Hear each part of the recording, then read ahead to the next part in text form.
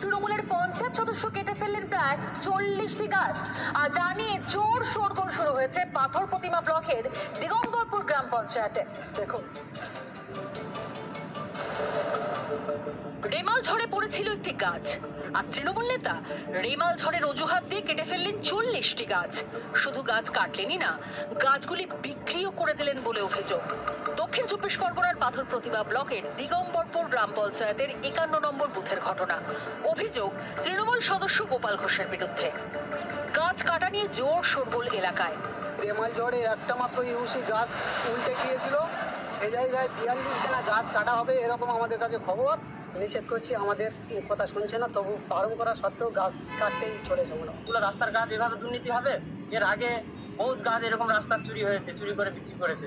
যে বুথের গাছ বিক্রি হচ্ছে সেটা প্রধান জানে না, তাহলে কি সেটা বিক্রি হচ্ছে না চুরি হচ্ছে?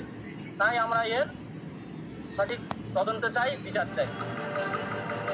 তৃণমূল সদস্যের বিরুদ্ধে গাছ কাটার অভিযোগ, যদিও নিজের বিরুদ্ধে অভিযোগ অস্বীকার করেছেন তিনি। গাছ রাস্তার উপরে শুয়ে আছে, যেতে পারছে না, মানুষজন যেতে পারছে ঝড়ের সময়, সেসব গাছ আমরা কেটে দিই। ভালো গাছ একটাও কাটা হয়নি, যে কটা গাছ শুয়ে গেছে পড়ে গেছে সেই গাছগুলো যেতে পারছে না, সেই কারণের জন্য গাছ করে কেটে ক্লিয়ার করে দেওয়া হচ্ছে। ঘটনায় তুঙ্গে উঠেছে রাজনৈতিক চর্চা। হাতে গোনা কয়েকটা গাছ করছে, সেই জায়গায় দেখছি কি ডজনের পর ডজন গাছ কেটে ধ্বংস করে দিচ্ছে। আর দক্ষিণ 24 পরগনা অপদার্থ মেরুদণ্ডহীন ডিএফও বাড়িতে বসে আছে, আর তৃণমূলের নেতা ডিএফওদের যোগ সদস্য বনসৃজন ধ্বংস হয়ে যাচ্ছে। প্রাকৃতিক বিপর্যয়ে যদি 10টা গাছ পড়ে সেখানে 20টা গাছ কাটা হয়ে যাচ্ছে।